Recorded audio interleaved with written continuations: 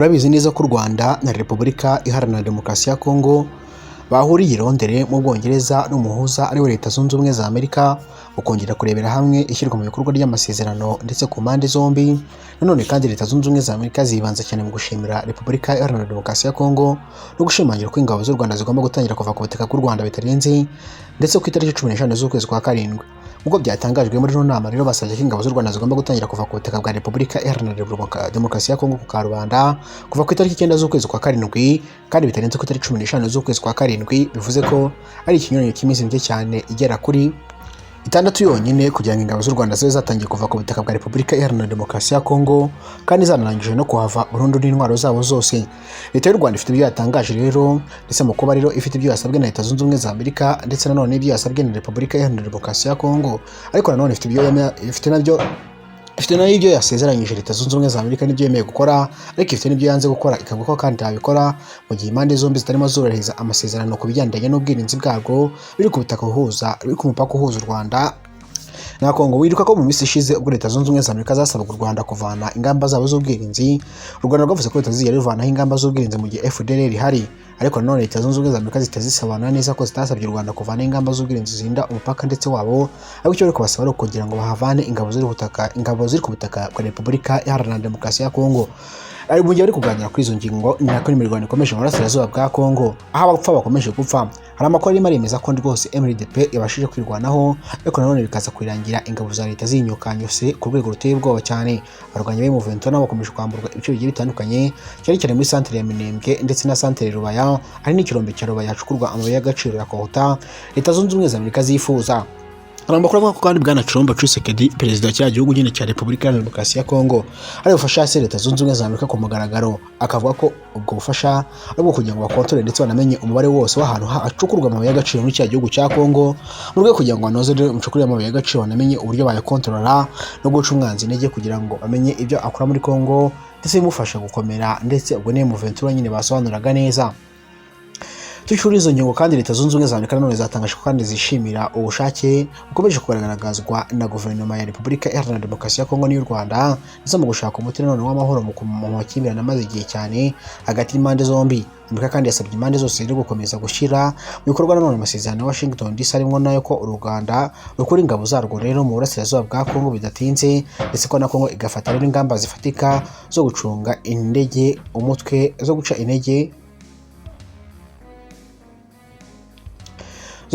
umutwe FDLR. Yanashimiye ndetse uruhare rwa Qatar na African Union n'abafatanyabikorwa mpuzamahanga rero mu guteza imbere ibiganiro ndetse no gushyigikira ndetse ishyirwa mu bikorwa ry'amasezerano. Amerika kandi yavuze ko kandi gukomeza nanone ibiganiro kuba icyizere no kubahiriza ibyemeranyijwe rero ari ingenzi ndetse mu kugera rero ku mahoro arambye ndetse umutekano n'iterambere mu karere k'ibiyaga bigari. Mu gihe tugira aha mbere yuko tujya ku makuru arambuye rero nagonanye nakubwiye bino bintu kugira banze bisobanukirwe. Ni igitangazamakuru cyanditse mu Burundi ati inyuma yo gutsimbarara ndetse no gutsimbatara umuhuza Red Tabara M23 AFC Red Tabara ndetse atwirwaneho na bagenzi babo ndetse babita bibogo ndetse nanone iri gukebuka uhorohoro igataha amahoro azoza rero nk'iyo atakindi rero gihari mu Rwanda rero ni igiti kisha bamwe rero mu banyamurenge kugira ngo rero barwanye RDC. Mu myaka rero amashana ngo perezida w'igihugu cy'u Rwanda ndetse yeretse ibisindi bivuge mu nyihanganire hanga nabandi kurengera nanjye byankoraho ibi bintu umuntu yanditse ntago ari byo. Reka twikomereze rero kubigendanye rero u Rwanda na Kongo rero byahurira mu biganiro rero mu Bwongereza, dore ko nabyo byanatuzindiye ku mpande zombi. Ibihugu rero by'u Rwanda na RDC rero ibihugu by'u Rwanda na Repubulika Iharanira Demokarasi ya Kongo byongeye guhurira rero ku meza y'ibiganiro i Londres mu Bwongereza mu nama rero igamije rero gusuzuma ishyirwa mu bikorwa ry'amasezerano ibihugu rero byasinye rero igamije rero kugera ku mahoro arambye. Ndetse mu biganiro byabaye ku itariki 24 Kamena 2026 bihuza rero abahagarariye Repubulika Iharanira Demokarasi ya Kongo ndetse n'u Rwanda na Leta Zunze Ubumwe za Amerika na Qatar Togo nk'umuhuza w'umuryango wa Afurika yunze ubumwe ndetse na komisiyo y'umuryango wa Afurika yunze ubumwe. Itangazo rero rihuriweho rero ryashizwe rero hanze na Minisiteri y'Ububanyi n'Amahanga Amerika kandi muri iyi nama ya gatandatu ya komite ihuriweho ndetse ishinzwe no gukurikirana ishyirwa mu bikorwa ry'amasezerano yabereye i Londres mu Bwongereza asuzumwe ndetse hasuzumwe rero intambwe imaze guterwa ndetse kuva inama iheruka ndetse yabaye muri Mata 2026. Bigaragaza ko rero abagize rero iyo komite nanone bagaragaje impungenge zikomeye cyane zishyigikiye kongera rero gukara kw'imirwano, ibitero by'indege ndetse zitagira abapilote, drone ndetse nanone bigabwa ndetse ku baturage ndetse n'ubuzima bukomeje kuba bubi cyane mu burasirazuba bwa RDC, harimo n'icyorezo cya Ebola nacyo gikomeje kwibasira aka gace. Nanone kandi hemeranyijwe ndetse ko hakenewe byihutirwa rero ibikorwa nanone bifatika ndetse bituma agahenge k'intambara nanone kubahirizwa mu buryo bunoze. Itangazo leta rero RDC rero yatanze amakuru ku bikorwa ndetse nanone ku bikorwa nanone gukora ibyo guca intege ndetse ku karo iri guca munyihanganire. Itangazo ati RDC yatanze amakuru ku bikorwa ndetse iri gukora byose byo guca intege ndetse no kurandura umutwe wa FDLR, mu gihe u Rwanda rwatanze rero amakuru ku buryo ndetse ruri gukora ndetse ingamba nanone z'ubwirinzi, aho Londres rero mu Bwongereza nanone u Rwanda na Congo ndetse byiyemeje nanone gushyira mu bikorwa mu buryo bwuzuye amasezerano y'amahoro byasenywe ku itariki 27 Kamena 2025. Ibihugu rero byombi nanone byiyemeje nanone kugabanya umwuka mubi n'amakimbirane cyane cyane mu gace ka Minembwe. Ibihugu byombi rero byiyemeje nanone kugabanya umwuka mubi ndetse n'amakimbirane cyane cyane mu gace ka Minembwe no gukoresha rero ubushobozi n'ijambo bifite rero ku mpande zihanganye kugira ngo rero iyi ntego igerweho. Itangazo rero rivuga ko kandi u Rwanda na Congo rero byiyemeje nanone gutanga ubufasha bwose bukenewe kugira ngo rero ibiganiro biri kubera i Doha hagati ya RDC na FC23 bitanga umusaruro. Iti kandi kubaka rero icyizere hagati y'impande zombi, harimo nanone kwirinda ibikorwa nanone cyangwa se amagambo byakongeza ushamirane rero n'imvugo zishobora no kubangamira cyangwa se kudindiza ishyirwa mu bikorwa ryose ry'amasezerano ya Washington. Mu minsi 15 inama rero y'urwego nanone ruhuriweho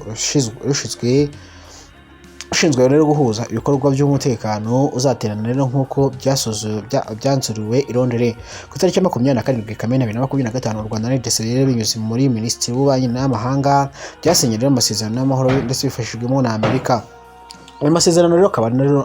Ayo masezerano kandi akaba ariyo arimo ingingo zo gusenya no kurandura umutwe w'iterabwoba wa FDLR no gukuraho ingamba z'ubwirinzi z'u Rwanda no gukuraho abagabo n'abasirikare b'u Rwanda bari ku butaka bwa Repubulika Iharanira Demokarasi ya Kongo bakava burundu. Ku Rwanda rushinjwa kuba rwararengereye ubusugire bwa Kongo no gufasha umutwe w'inyeshyamba wa M23. Ku itariki ya 4 rero Ukuboza 2025 amasezerano rero yashimangiwe ubwo rero Perezida Paul Kagame na Felix Tshisekedi rero basinyaga rero imbere ya Perezida Donald Trump ndetse nanone hazanywe nanone ingingo z'ubukungu hagati y'ibihugu byombi n'akarere muri rusange. Ayo masezerano rero nanone yubahirizwa ryayo ntabwo nanone ryashimwe n'abahuza, aho leta ya RDC ishinjwa kwanga rero gusenya umutwe w'iterabwoba wa FDLR, n'u Rwanda kandi rugashinjwa rero kudakuraho ingamba z'ubwirinzi no gukora abasirikare babo ku butaka bwa Repubulika Iharanira Demokarasi ya Kongo, bikavuga ko u Rwanda rwanze kubyubahiriza. U Rwanda kandi ruvuga ko kandi rurajwe ishinga no kubahiriza ibyo rwiyemeje, ariko nanone ko ingamba z'ubwirinzi zizava ari uko umutwe w'iterabwoba FDLR ubanje kurandurwa. Mu gihe kandi RDC itangaza ko kuguma rero u Rwanda rufashe M23 ari bigaragaza ko u Rwanda rukifuza intambara ndetse no kubya gusaba umutunzi bwa Repubulika Iharanira Demokarasi ya Kongo.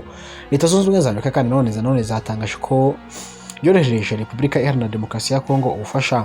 Leta Zunze Ubumwe za Amerika zatangaje ko zohereje Repubulika Iharanira Demokarasi ya Kongo DRC doze z'umuti wa Ebola ikiri mu igerageza mu rwego rwo gufasha guhangana n'iki cyorezo gikomeje guhitana ubuzima bw'abaturage muri kino gihugu. Nayo ngoko impande zombi rero ukurikije ku makuru n'isesengura tugiye gukora, urumva ko impande zombi rero zifite urwikekwe, haba ku ruhande rwa leta y'u Rwanda ndetse n'urwa Repubulika Iharanira Demokarasi ya Kongo. Bose baracyashinjanya kuba rero umwe yihisha inyuma y'undi akaba yakora amarorerwa asenya undi agashinja undi rero ko rwose atifuza ko igihugu cye cyagira amahoro. Buri wese akagumya agaragaza ko rero kibangamiwe n'uruhande rumwe n'uruhande bafasha. U Rwanda rugaragaza ko rubangamiwe na FDLR, umutwe uvuga ko basize bakoze jenoside yakorewe Abatutsi ndetse ari umutwe ugizwe n'interahamwe ndetse n'abasirikare bari abafari icyo gihe bari mu ngabo za leta zatsinzwe za Habyarimana, bakavuga ko rero bagifite ngo umugambi wo kuba batera u Rwanda. Leta Zunze Ubumwe za Amerika rero nazo zikabura RDC zikavuga ko rwose bakwiye gukora ibishoboka byose bakaba bakora rero bakabasanya FDLR, umutwe rwose ubangamiye guverinoma y'u Rwanda mu rwego kugira ngo barebe ko amahoro yahinda ndetse inzira z'ibiganiro zigakomeza kujya mbere ndetse ku mpande zombi. Mu gihe bimeze gutyo nanone kandi na guverinoma y'u Rwanda rero ikagaragaza ko rero mu gihe bizaba byamaze kugera gutyo buri ruhande rwose ruri kubahiriza amasezerano yarwo nta kabuza n'ibibazo biri muri RDC bizakemuka, ariko mu gihe bitarashyirwa mu bikorwa ni biragoye cyane. Mu gihe kandi u Rwanda rwo ruri kuvuga gutyo rukaba rushinja Repubulika Iharanira Demokarasi ya Kongo mu gufasha FDLR, ni mu gihe kandi na Kongo nari gushinja u Rwanda ibyaha bikurikira. Icyaha cya mbere nicyo gushyigikira M23, bikavuga ko rero u Rwanda rushyigikira M23. Nanone icya kabiri kikaba kwinjiza ingabo z'u Rwanda ku butaka bwa Kongo. Icya gatatu ni ugushyiramo intwaro zabo bakaza M23 ndetse no kuzinjizayo. Icya kane ni ugusora amabuye y'agaciro ndetse ya Kongo ajyanwa mu Rwanda. Icya gatanu ni ugushaka guhirika ubutegetsi bwa Antoine Felix Tshisekedi. Icya gatandatu ni ukurengera ubusugire bw'igihugu cy'abandi. Icya karindwi ni ukwica abaturage bavuga ururimi rw'Igiswahili cyane cyane mu bwoko bw'Abahutu bivuga ko bafitanye isano na FDLR ndetse n'ibindi byaha byibasiye inyokomuntu. Ibi byaha byose rero Kongo ibishinja u Rwanda. U Rwanda kandi rwasabye rero kubahiriza amasezerano rero kuva ku itariki 9 kugeza ku itariki 15 z'ukwezi kwa karindwi rwose ruzaba rwahavuye ndetse bavanye n'ingabo zabo, kandi bakabikora ku karubanda isi yose ibireba kuri kamera ndetse n'itangazamakuru zarimo baragaragaza ayo mashusho. None wakwibaza ni u Rwanda nirwemera gukora abasirikare barwo, ibisobanuro ruzaha amahanga bizaba bigirutsi, bizaba bivuga gute? Ati se twohereje abasirikare bacu kujya kubungabunga ubutumwa kurwanya FDLR mu buhe buryo? Ibyo byose rero reka tuzabihanga amaso mu gihe gikurikira mu gikomeje kurikirana Exafifo News, kandi butanditse subscribe kandi kontinue gufasha ko n'amakuru n'ibiganiro byacu bya buri munsi. Nyagasana komeza buhundagaze ibyo kurya amafaranga n'ubuzima buzima. Coca turi n'ibindi biganiro ushobora kugikurikirana ku zindi mbuga nkoranyambaga zigiye zitandukanye, Instagram ndetse na Facebook, ndetse hose ukadusangaho no kuri TikTok, hose ni Exafifo News nk'uko byaswe kuri n'umuyoboro wa YouTube channel. Nyagasani akomeze kubahundagaze ibyo kurya amafaranga n'ubuzima buzima.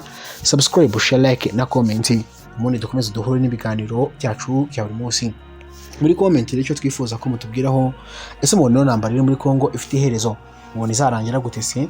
U Rwanda ruzemera gutsindwa no kumanika amaboko, cyangwa se u Rwanda ruzakomeza kugaragaza ko ruri mukore RDC mu nyabyaha? RDC izakomeza kurwana uko byemejwe na Tshisekedi mu kwigarurira Goma na Bukavu.